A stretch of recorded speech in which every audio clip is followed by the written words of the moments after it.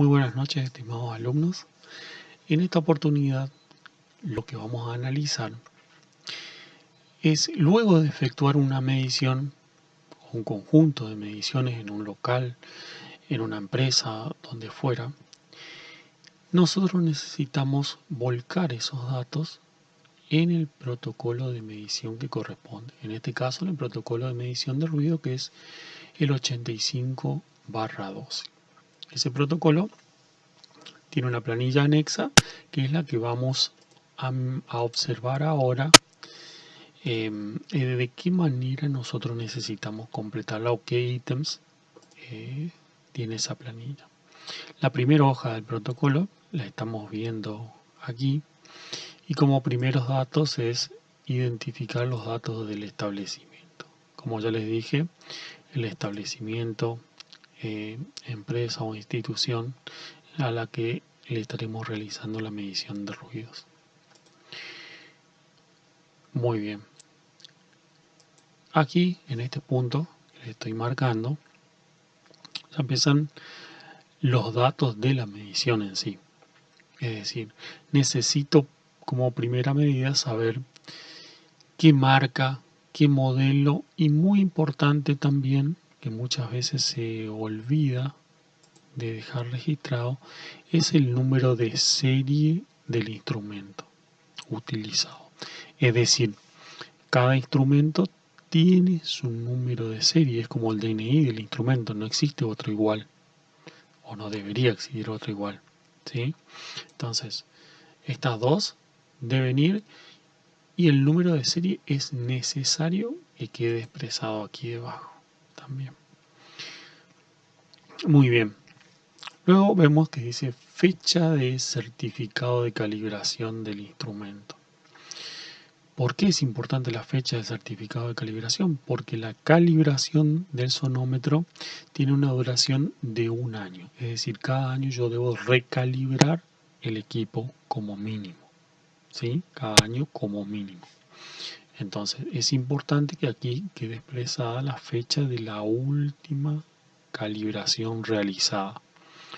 ¿Por qué? Porque si yo realizo una medición y la fecha de calibración, digamos, desde la fecha de calibración ya han pasado 13 meses, evidentemente estoy fuera del periodo donde la calibración aún es válida. Es decir, que la medición, en pocas palabras, directamente debe ser desestimada. ¿Por qué? Porque se considera que no hay certeza en el resultado arrojado por ese instrumento. Quiere decir que desde la última fecha de calibración, nuestra medición o nuestras mediciones pueden ser realizadas 12 meses posteriores. Muy bien. Luego, la fecha, necesitamos contemplar la fecha que estamos realizando la medición, y la hora que iniciamos y que finalizamos esa medición. Me piden datos como los horarios o los turnos de trabajo que tienen los operarios, que ahí necesitamos, si tenemos 3 turnos, especificar los 3 turnos, cuáles son sus horarios, si tienen turnos rotativos, todos esos datos van expresados allí. Fíjense debajo que dice, describa las condiciones normales o habituales de trabajo. Por ejemplo, necesitamos describir si todos los equipos que existen en la empresa se encuentran encendidos, los productores de ruido, digamos, se encuentran encendidos, o si solo un porcentaje de ellos se encuentran encendidos en condiciones normales de trabajo. Luego debajo escribo cuáles son las condiciones al momento de realizar la medición. Yo pude haber ido y tengo 2 o 3 máquinas que están averiadas, fuera de servicio, por lo tanto, mi medición ya no va a tener la misma característica que si hubiera ido un día normal. Entonces, todos esos datos de máquinas averiadas, o si tengo más equipos funcionando, más equipos productores de ruido funcionando, deben ir expresados aquí. Posteriormente, o anexo a esta planilla que les estoy mostrando, es necesario que esté incluido el certificado de calibración. Como les dije, certificado de calibración de cada instrumento y en particular en este caso del sonómetro, debo realizarlo cada año transcurrido. Entonces, posteriormente necesito también incluir un plano o croquis. ¿Para qué es necesario un plano o croquis? Y pasamos a la segunda hoja. Fíjense que en esta segunda hoja ustedes pueden observar o ver, mejor dicho, el encabezado sigue siendo el mismo, los datos de la empresa, y en un segundo punto tenemos la parte más importante de la medición, es decir,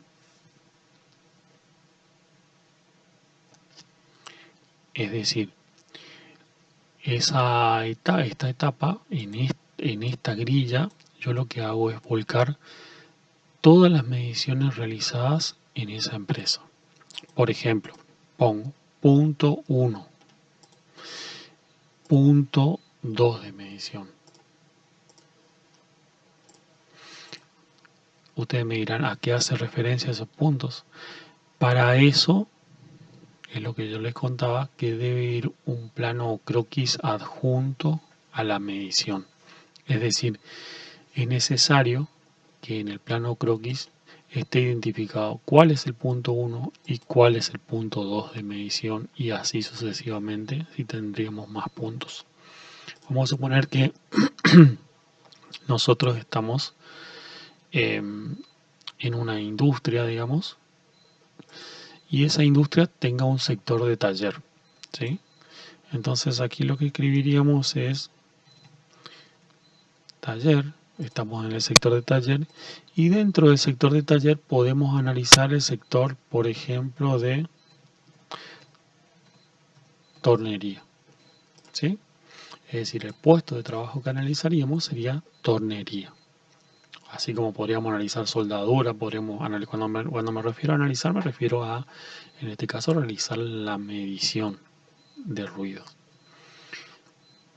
Bueno, tengo identificado el sector, tengo identificado el puesto de trabajo y tengo identificado en el croquis a qué punto pertenece. Entonces, ¿qué vamos a hacer luego?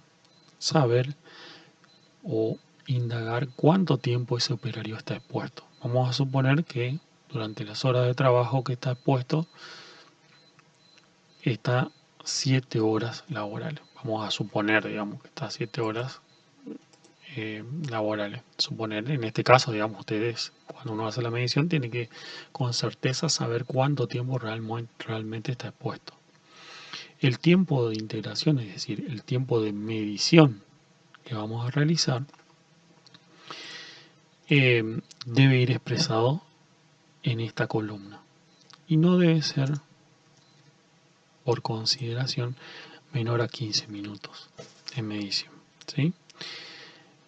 Características generales del ruido. Aquí que debo aclarar, fíjense que entre paréntesis dice continuo, intermitente o impulsivo. Entonces, vamos a suponer que hablamos de un ruido continuo. ¿Sí? Suponemos que tratamos de un ruido continuo.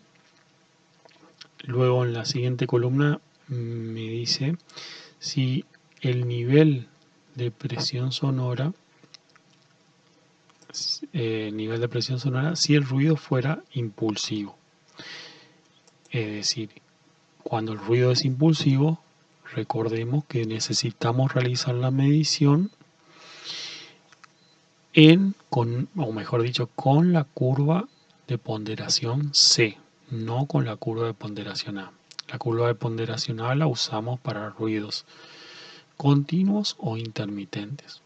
Entonces, si en este caso yo no tengo ruido impulsivo, ¿qué hacemos? Siempre ponemos una raya, nunca dejamos en blanco el espacio. Siempre dejamos cerrado. Yo en este caso pongo asterisco porque como es un Excel, si pongo una raya por ahí, me lo toma como un signo menos. Muy bien. El nivel sonoro continuo equivalente, digamos, el nivel medido, y ustedes fíjense que acá arriba aclara si es un sonido o un ruido continuo o intermitente. Acá debe ir el nivel de ruido continuo equivalente medido. Vamos a suponer que son 80 decibeles. Resultado de la suma de fracciones. Bueno, el resultado de la suma de fracciones y la dosis en porcentaje en ambos casos se refieren a un operario que se esté trasladando desde su puesto de trabajo a otros puestos, es decir, que cumpla su función en varios puestos de trabajo. Entonces, ahí vamos a tener lo que se denomina acá puesto móvil, ¿sí?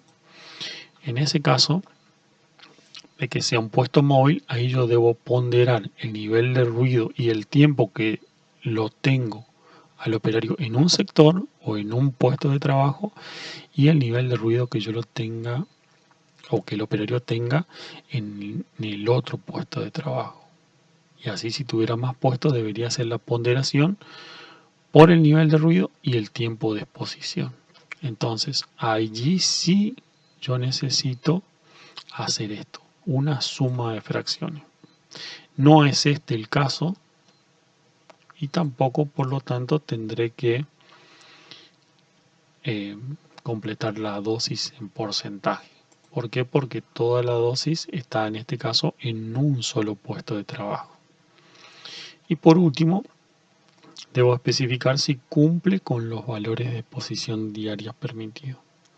Es decir, si cumple, tomamos y colocamos sí. Que cumpla quiere decir que si el operario está 7 horas laborales y tengo 80 decibeles, me voy a la tabla de la legislación y veo que cumple. Sí cumple. Si no cumple, va no. Y cuando nos pasemos a la siguiente página, vamos a ver qué necesitamos realizar sobre todo cuando no cumple. Bueno, así con cada uno de los sectores y con cada puesto de trabajo. Nos pasamos a la página siguiente y colocamos las conclusiones. ¿Sí? En el caso que no cumpla, bueno, en el sector soldadura no se cumple con la legislación o no tenemos valores acordes a la legislación imperante. ¿Sí? Como conclusión podría ser.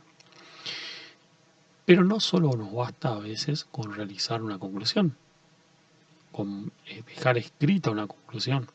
¿Sí? Yo podría decir, en tal sector no cumple con los valores establecidos por la normativa. En el resto, las condiciones son óptimas o son buenas. Ahora bien, como técnicos o como profesionales, ustedes tienen que tener en cuenta que no solo podemos tomar valores y dar resultados, debemos hacer algunas recomendaciones. Si detectamos algunos valores que no están acorde a la normativa, debemos hacer recomendaciones. Recomendaciones como analizar qué se podría mejorar del equipo, si es un equipo que está emitiendo ruidos, ver qué soluciones o qué tipo de aislación podría ponerle a ese equipo, ver si puedo usar protectores auditivos como opción, ver si puedo hacer rotación de personal. Todo eso que habíamos analizado nosotros pueden ser recomendaciones que debemos tomar. Por supuesto, esas recomendaciones deben estar en el orden que ya la habíamos analizado. Es decir, Nunca la primera opción es usar protectores auditivos, tal como lo habíamos explicado. Bien, entonces, creo que con esto hemos tenido un pantallazo de cómo completar el, el anexo, digamos la planilla anexa al protocolo 85/12, luego de efectuar la medición de ruido, y siempre nos va a ser útil para volcar los valores registrados durante la medición. Muy bien, nos estamos viendo, muchachos.